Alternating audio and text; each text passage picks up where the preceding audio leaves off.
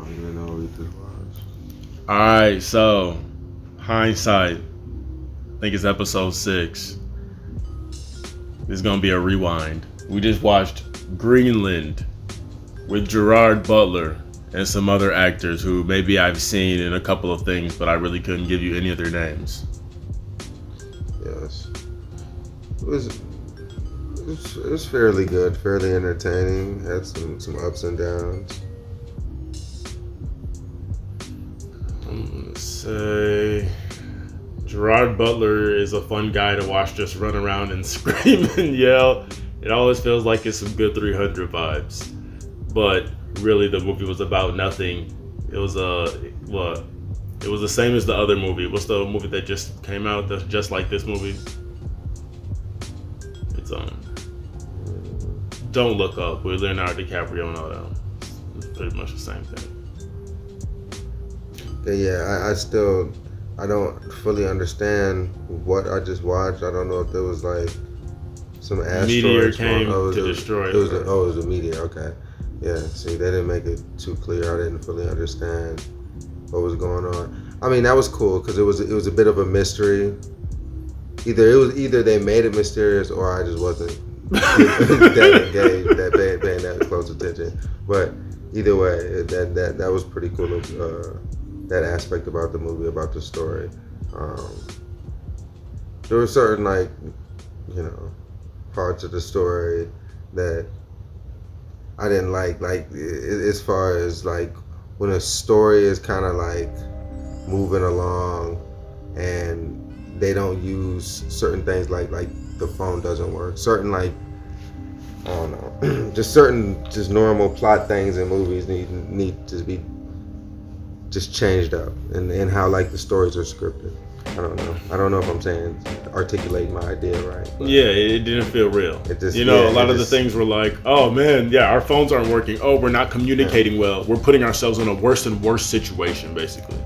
Like, I'm tired of just for sure common problems in movies. Just they can just be solved by a phone call, and they're just not solved with a phone call. Where are they?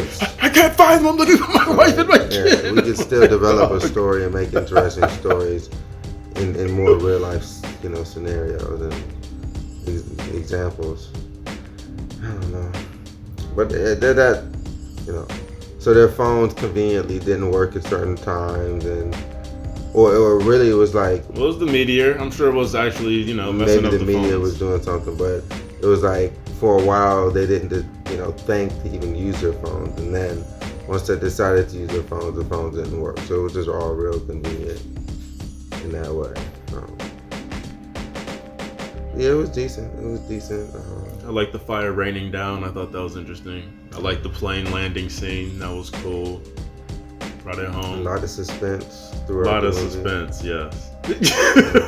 A lot of like left turns too that you just don't see coming, but it just happens. Oh, no, it's a decent little movie. I mean, yeah, action thriller. Gerard Butler just running around and yelling. Yeah, did his thing.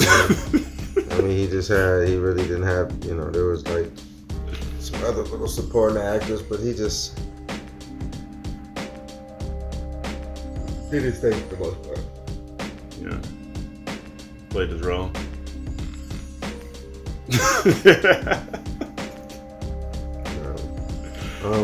I gotta get at a 6 out of 10 now, I think.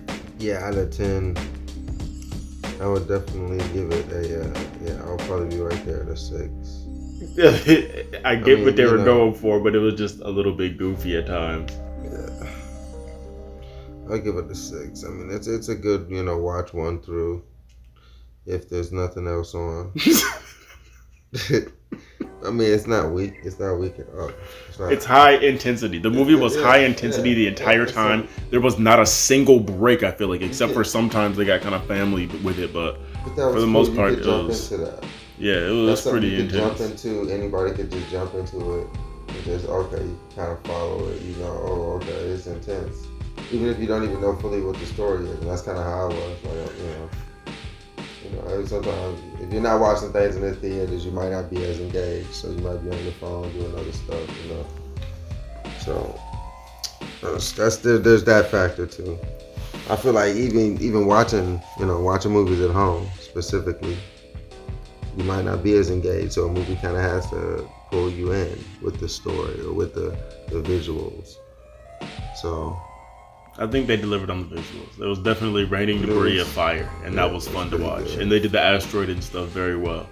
Everything else was just a basic run around, end of the world movie. You've seen it. You gotta race to the fortress before the world ends. You've seen it. It was 2012. Wasn't that the movie where they was doing the same thing? Day after the last day after the day after Earth, whatever that movie's called. Oh, but yeah, we're giving this a 6 out of 10. Yeah, that was Greenland. 6 out of 10. Appreciate them for making that movie. They could have gave me the budget. Maybe they will next time. And we out. Mm-hmm.